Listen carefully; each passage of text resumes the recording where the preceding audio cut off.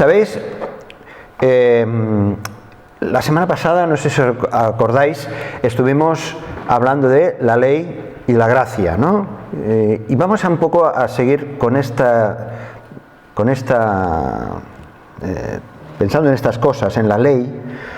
También es cierto que entre semana estamos viendo el contenido de los 10 mandamientos. El próximo martes estaremos hablando sobre el segundo mandamiento. Y el tema de esta mañana, que es la ley y el buen samaritano, nos da un contexto práctico de la ley, de la importancia de la ley, para entenderlo todavía de una manera más práctica, más cercana. Y la historia o la parábola del buen samaritano es bien conocida. Vamos a leer en Lucas capítulo 10. Lucas capítulo 10.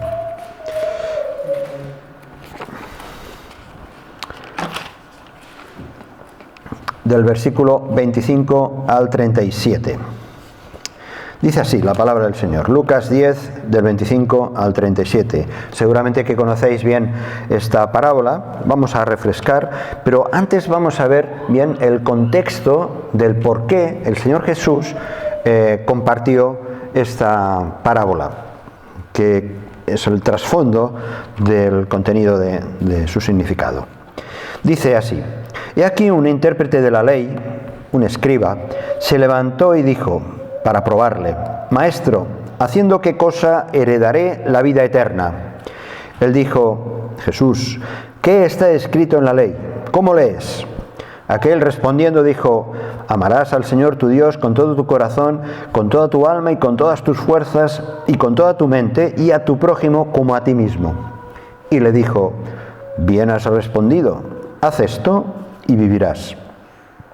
Pero él, este escriba, queriendo justificarse a sí mismo, dijo a Jesús: ¿Y quién es mi prójimo?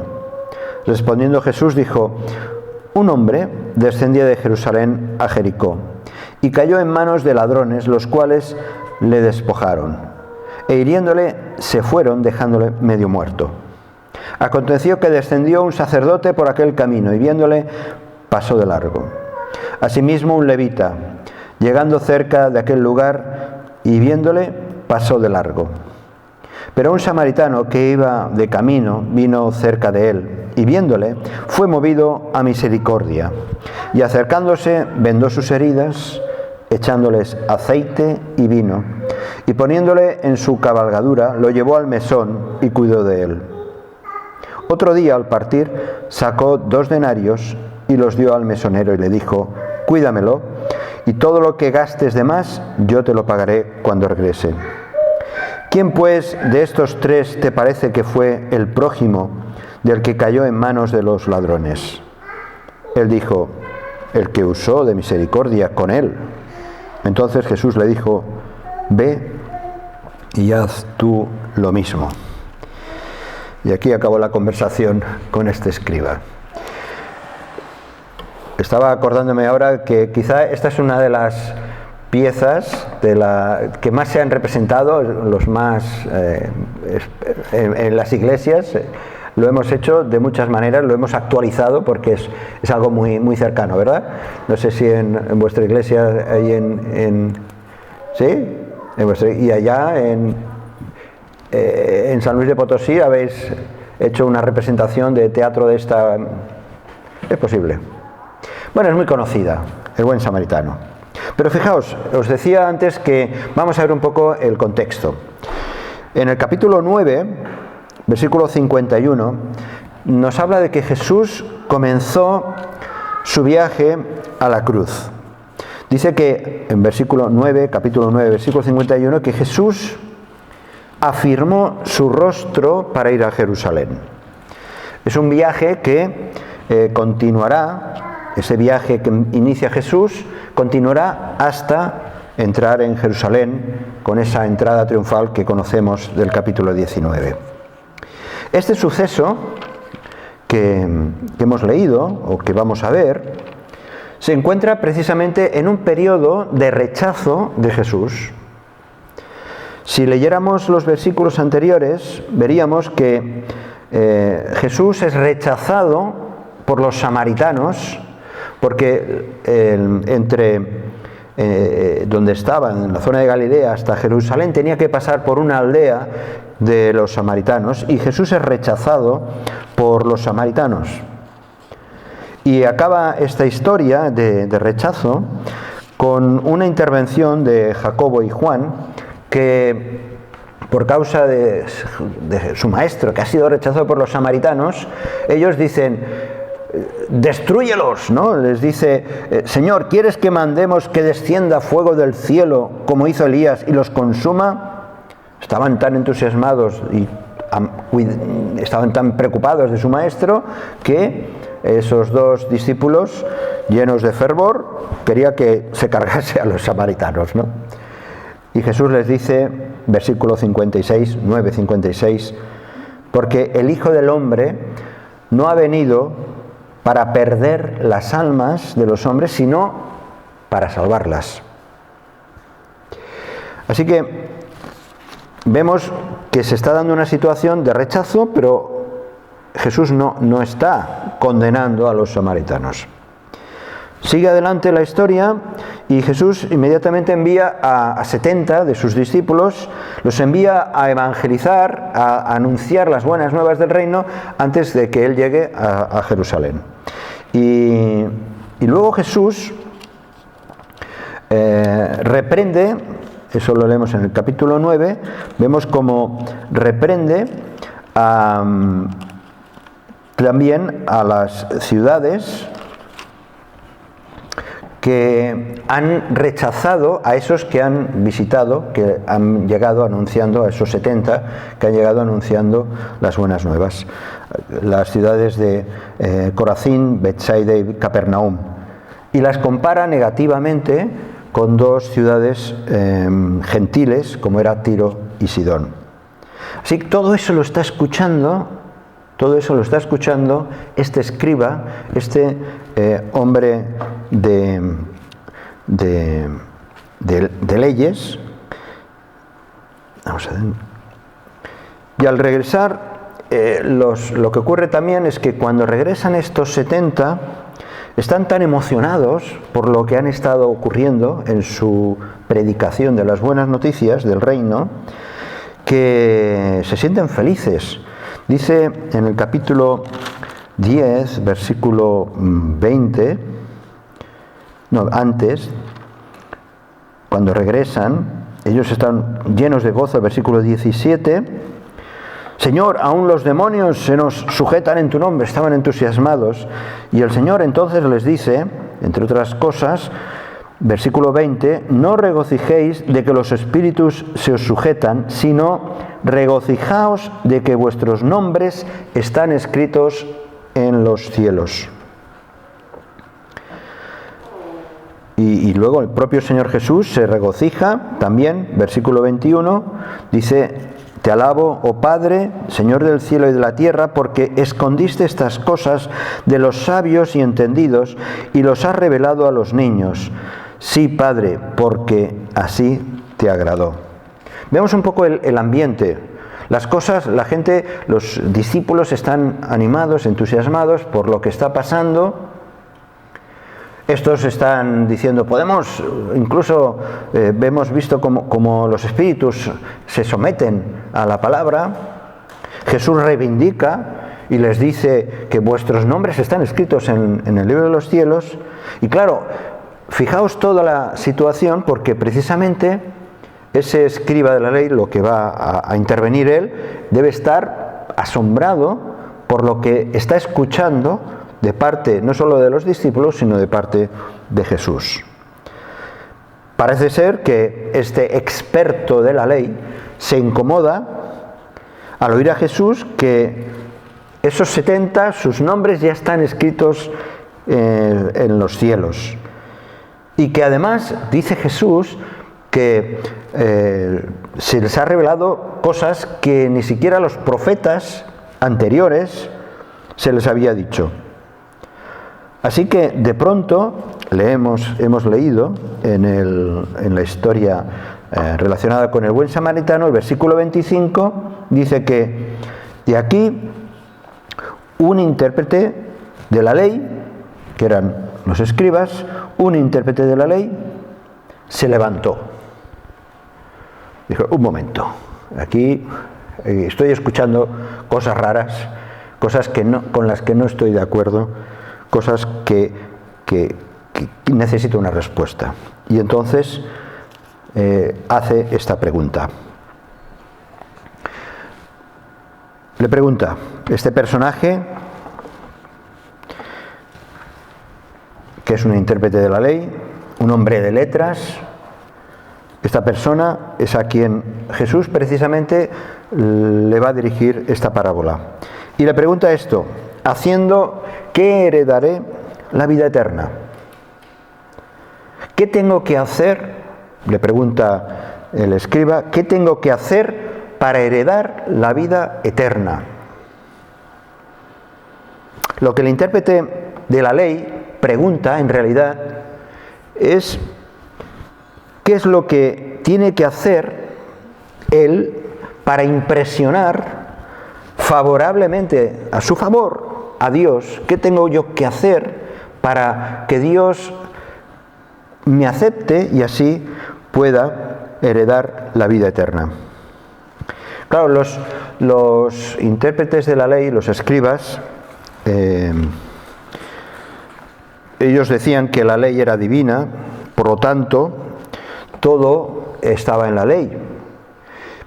Y entendían que era todas las cosas que estaban en la ley, todo aquello que no decían, ellos también buscaban otras maneras de implicitar, de añadir a cosas de la ley. Y por eso el esfuerzo continuo, no solo de los escribas, sino también de los judíos, era de buscar maneras de ganarse el favor de Dios. Todo judío, y mucho más un escriba, pensaba que la vida eterna podía llegar a ganarse o a merecerse. Y esto nos suena mucho, ¿verdad? En un contexto pseudo cristiano como en el que estamos, pues muchas personas piensan de la misma manera. ¿Qué tengo que hacer para tener vida eterna? ¿Y qué hace Jesús? Jesús lo lleva a su terreno, a lo que el hombre conoce. ¿Qué es lo que el hombre conoce? La ley. Y entonces el Señor Jesús le dice, bueno, a ver, ¿qué está escrito en la ley? ¿Cómo lo lees? En el versículo 26. Claro, porque el deber de este hombre era interpretar la ley, conocer los detalles de ella, su correcta interpretación. La pregunta de Jesús le devuelve el reto, un poco jugar al ping-pong o al tenis, ¿no? Tú me tiras la pelota y yo te la devuelvo. Tú eres el experto, has pasado la vida estudiando la ley, tú lo sabes todo, pues dímelo tú. Jesús dirige astutamente, sabiamente, dirige la conversación a lo que él conoce, la ley. Y eso de alguna manera también pues ratifica la importancia que el Señor Jesús le dio y le daba a las escrituras del Antiguo Testamento. En esos momentos eso es lo que había. Y este hombre responde primero con el Shema. Shema Israel, escucha Israel, la palabra hebrea. Escucha Israel, a la que seguía una confesión de fe, que es esta: amarás al Señor tu Dios con todo tu corazón, con toda tu alma y con todas tus fuerzas y con toda tu mente, y a tu prójimo como a ti mismo. Esta colección de versículos los judíos la repiten 2 veces al día, aquellos que son creyentes y fieles. Escucha a Israel, Shema Israel. Y están acostumbrados a escuchar estas palabras y a recitarlas y a repetirlas. Por lo tanto, no nos debe sorprender que se encuentre en los pensamientos del escriba. Eso él lo sabía perfectamente. Y estos mandamientos que os acordáis que mencionábamos, como el Señor Jesús, cuando le preguntan cuáles son los mandamientos, y él dice, el gran mandamiento es este: amar a Dios sobre todas las cosas y al prójimo como a sí mismo. El escriba, dice el Señor Jesús, ante la respuesta del escriba, el Señor Jesús le dice: has respondido bien. Y ahora le devuelve la pelota, le dice: haz esto y vivirás. ¿Vale? Si sabes, hazlo.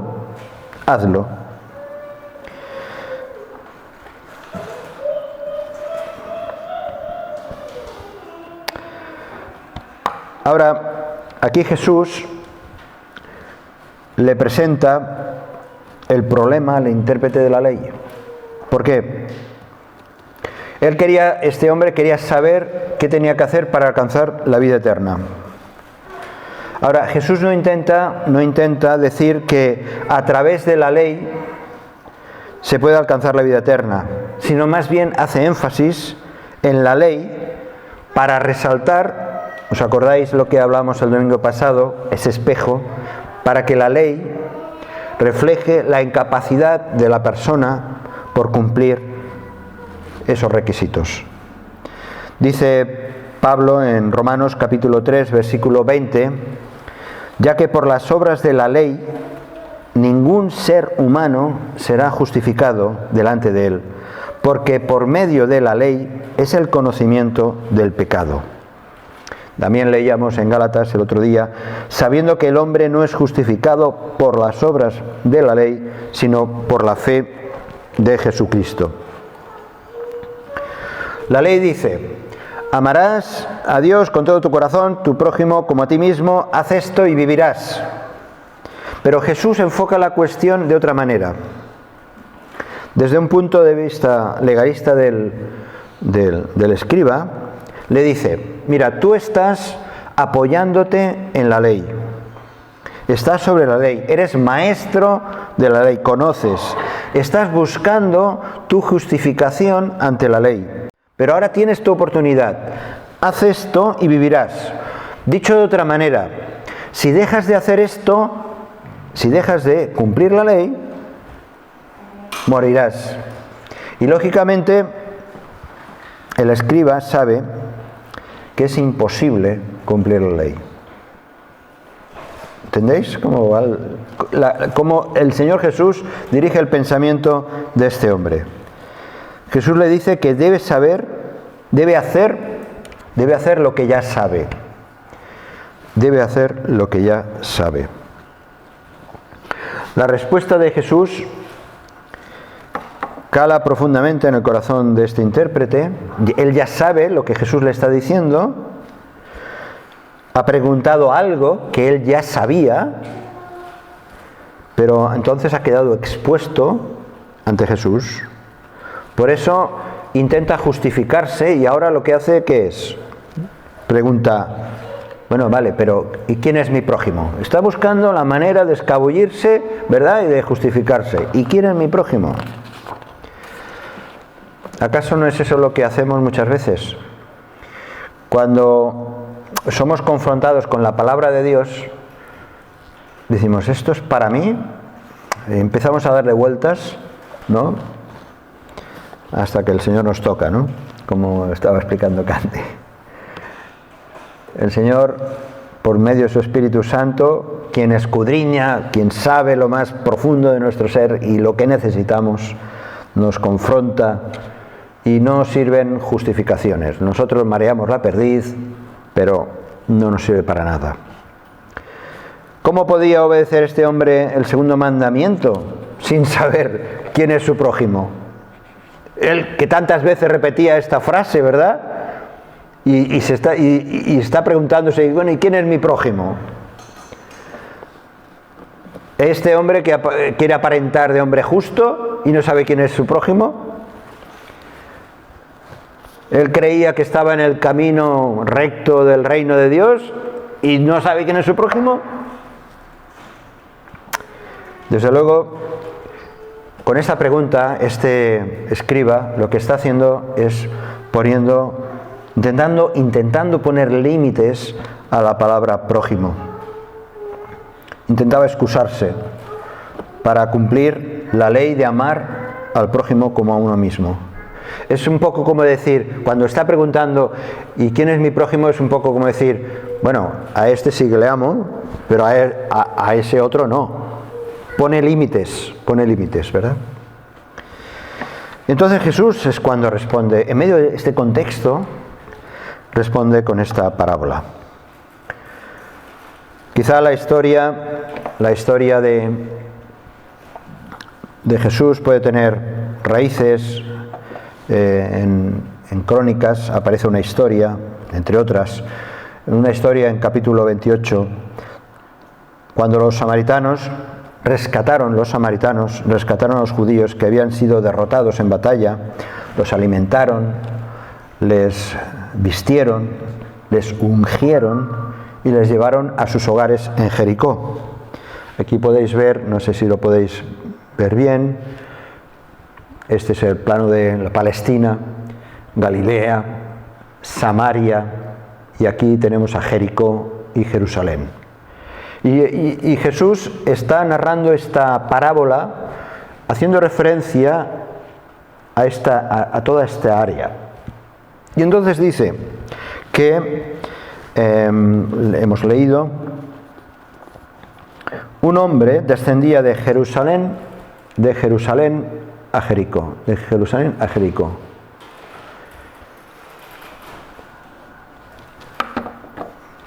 Y ahí aparecen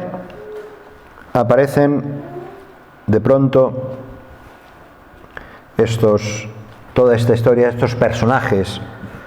Este camino de Jerusalén a Jericó es un camino, y sigue todavía siendo, era un camino complicado. Era el camino público principal, era como, digamos, la autopista más o menos, ¿no? El camino principal de Judea, porque comunicaba esas dos ciudades muy importantes. Pero también era un lugar peligroso. Históricamente se le llegó a llamar como el Camino Rojo. Camino Rojo por las manchas de sangre de los salteadores, que como había mucho comercio, que iban de un lado para otro, habían asaltos y habían malhechores que dañaban a las personas. Estaban infectados de ladrones que buscaban oportunidades. Por lo tanto, cuando Jesús está hablando de ese camino, era bien conocido por los que le estaban escuchando y, por supuesto, por este hombre. Era un camino de unos 27 kilómetros que descendía 1000 metros desde Jerusalén a Jericó, que era una zona donde habitualmente habitaban muchos sacerdotes y funcionarios del templo. Cuando pasaban temporadas en el templo, luego regresaban a sus hogares, que estaban ahí, se habían instalado muchos sacerdotes. Entonces la historia o la parábola nos habla de que este hombre es atacado salvajemente, lo dejan desnudo, moribundo, y entonces aparecen los personajes. Aparecen dos hombres, dos tipos de religiosos que conocemos bien, que en el orden religioso de Israel ejercían unas funciones de intermediarios entre Dios y los hombres. Eran expertos de la ley, conocían las leyes, y en primer lugar aparece el sacerdote. Tenía dos responsabilidades básicas el sacerdote: llevar a cabo todos los ritos religiosos y, por otro lado, la comunicación con Dios. El sacerdote cuidaba del santuario, comunicaba las decisiones divinas, lo que la ley decía, representaba el sacerdote al pueblo delante de Dios y a Dios delante del pueblo. Humanamente hablando, se espera del sacerdote que sea el que realmente brinde ayuda a ese pobre moribundo, ¿verdad? Si su trabajo, su dedicación era ser intermediario, hombre, ¿por qué no se iba a acercar a ese moribundo. Pero dice que la palabra, dice que aquel sacerdote, pasando por aquel camino, viéndole, pasó de largo. Parece ser que esta expresión pasó de largo, con más detalle, viene a decir que se fue al otro lado del camino. O sea, no solamente que pasó por al lado, sino que se alejó para no acercarse a aquel hombre moribundo. Jesús dice que descendió y los sacerdotes, que tenían que cumplir con su trabajo, no lo hacen. El levita hace 3/4 de lo mismo. Los levitas eran también funcionarios, ayudaban, estaban a un nivel inferior que los sacerdotes, pero ayudaban en todas las gestiones del templo. Estaban en otro nivel más bajo y que se ocupaban de cosas bien prácticas. Precisamente por ocuparse de cosas prácticas, estaban más en contacto con la gente. Y era manifiesto que ellos se ocupaban, pues, por ejemplo, de las ofrendas del templo, de los diezmos del grano, del fruto, del ganado. Incluso ellos, que tenían que vivir de esas ofrendas, tenían que compartir esas ofrendas con los sacerdotes. Así que estaban en relación con las personas. Pero tampoco este levita se hace cargo del hombre. Dice, versículo 32, asimismo un levita, llegando cerca de aquel lugar y viéndole, pasó de largo. Finalmente, conocemos bien la parábola, aparece este samaritano. El samaritano. Jesús pone como mejor ejemplo de amor a un samaritano. Si os acordáis un momento de lo que he dicho antes, precisamente Jesús había vivido la experiencia de ser rechazado él mismo por samaritanos. Y Jesús pone en la parábola a un samaritano como aquel que se va a ocupar y preocupar de aquel hombre malherido. Dice que movido a gran misericordia, y cuando se usa esta expresión en el texto en las palabras en hebreo, en arameo, significa movido por compasión hasta la profundidad de las entrañas. Cuando nosotros decimos te quiero con todo el corazón, los judíos en realidad te están diciendo te quiero con todas las entrañas, te quiero desde lo más profundo de mi ser. Este samaritano dice que vino cerca de él, a diferencia de los otros, se acercó a él. Y la historia nos habla precisamente de que los samaritanos eran despreciados por los judíos por muchas razones históricas y religiosas. Los judíos no dudaban en excluir de la condición de prójimo a los samaritanos. Los samaritanos, no son nuestro prójimo. Eran una raza, por decirlo de alguna manera, mestiza, combinada, entre paganos y judíos. Eran descendientes de gentiles. Para todo judío era una raza, los samaritanos, una raza contaminada. Así que esta situación hostil les llevó a estos samaritanos incluso a construir un templo en el monte Gerizim, que era de conflicto con el templo de Jerusalén. Por estas razones y otras muchas más, los judíos rechazaban de lleno a los samaritanos. Y vemos a este samaritano movido por compasión hasta la profundidad de sus entrañas, dispuesto a acercarse al herido, vendar sus heridas y echarles aceite y vino. El aceite de oliva se usaba como medicamento tanto de una manera externa como interna. Poseía y posee propiedades suavizantes y protectoras, ¿verdad? Muchas veces, no sé si os habéis hecho alguna rascada o tenéis alguna erupción en la piel y a veces hemos echado mano del aceite, ¿verdad? Y parece que suaviza, o cuando hay una herida. Pues el aceite calmaba el dolor y desde luego el vino también le calmaría de alguna manera. Este buen samaritano coge a este hombre, lo lleva al mesón. El mesón era una casa donde los viajeros podían pasar varias noches. Era típico en la antigüedad, las caravanas paraban en los mesones. ¿Os acordáis como en el caso de María y José, que buscaban un mesón, verdad? Finalmente estuvieron en un establo donde nació el Señor Jesús. Este samaritano pagó 2 denarios, es decir, una buena cantidad de dinero. Los denarios eran 2 monedas romanas de plata que tenían un valor que podían alcanzar hasta, por ejemplo, los salarios de 20 y pico de días de los trabajadores judíos. Así que, llegado a este punto, incluso ya conocemos la parábola que dice que el versículo 35, otro día al partir sacó 2 denarios, los dio al mesonero y le dijo: cuídamelo y todo lo que gaste de más, yo lo pagaré cuando regrese.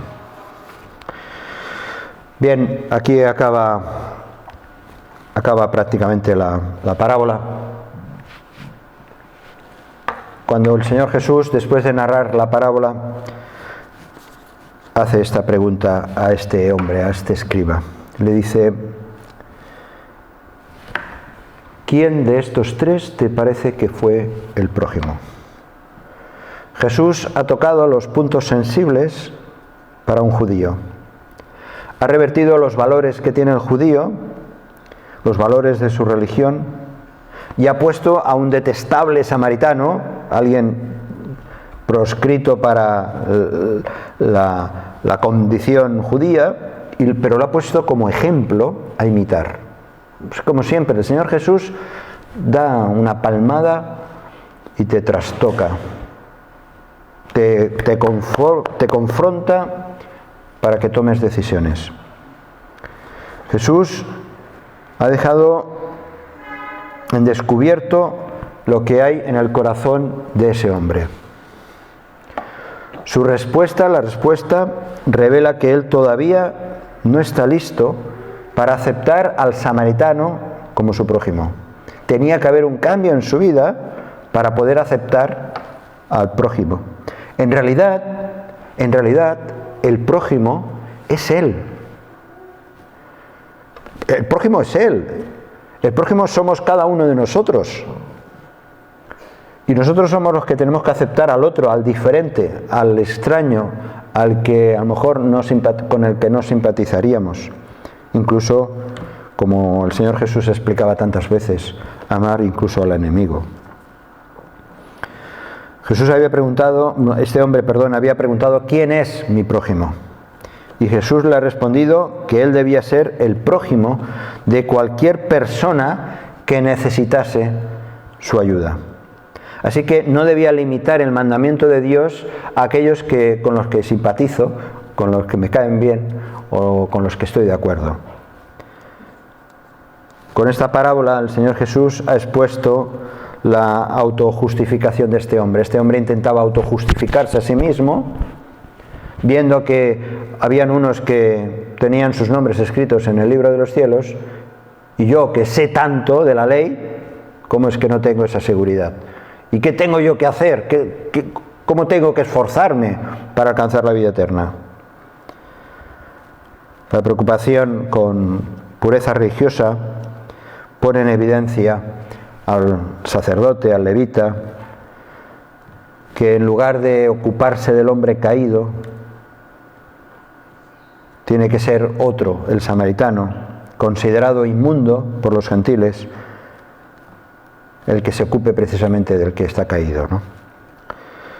Así es el Señor con nosotros, así es el Señor, que no necesitábamos ser buenos chicos para realmente ser acogidos por Él.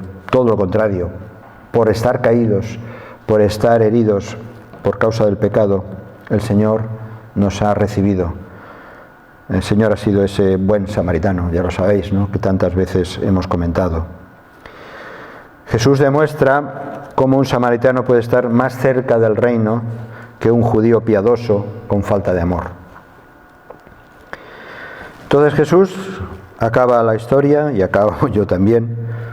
Versículo 37, él dijo, ante esa pregunta que hemos visto antes, ¿quién de los tres te parece que fue el prójimo? Fijaos lo que dice el samaritano, el escriba, dice, ni siquiera utiliza la palabra samaritano, dice, el que usó de misericordia con él. Y entonces Jesús le dijo, ve y haz tú lo mismo. Ve y haz tú lo mismo. ¿Os acordáis al principio cuando le pregunta a Jesús acerca de la ley, qué dice la ley? Y el escriba le dice, pues sí, Shema Israel, ama al Señor tu Dios con todo tu corazón, a tu prójimo como a ti mismo. Y el Señor Jesús le dice, haz esto y vivirás. Pero ahora le dice, ¿ahora lo has comprendido? Si has comprendido que va más allá de simplemente que sepas la teoría, que realmente has comprendido que tienes que aceptar al prójimo, si lo has comprendido, entonces haz lo mismo, ten misericordia. Vive desde tus entrañas la preocupación de tu prójimo. Solo así era posible para ese escriba que su nombre fuera posible, que su nombre fuera escrito también en el reino de los cielos. Así que, en resumen, la ley lo que nos está advirtiendo de una manera muy clara es que nos confronta con nuestro propio corazón, nuestra propia realidad, y que nosotros lo único que tenemos que hacer es mirarnos a nosotros mismos y ver qué cambios tiene que haber en nuestra vida. Si te ha ayudado en algo, puedes suscribirte a nuestro canal de YouTube. También conocerás nuestra comunidad, la Asamblea Bíblica del Camp de Tarragona, en Cambrils, España, a la que estás cordialmente invitada o invitado. También puedes seguirnos por las redes sociales. Los enlaces los encontrarás aquí abajo y podrás visitar nuestra página, así como conocer nuestros programas radiales y podcasts de Yum Radio. ¿Qué? ¿Te suscribes ya a nuestro canal?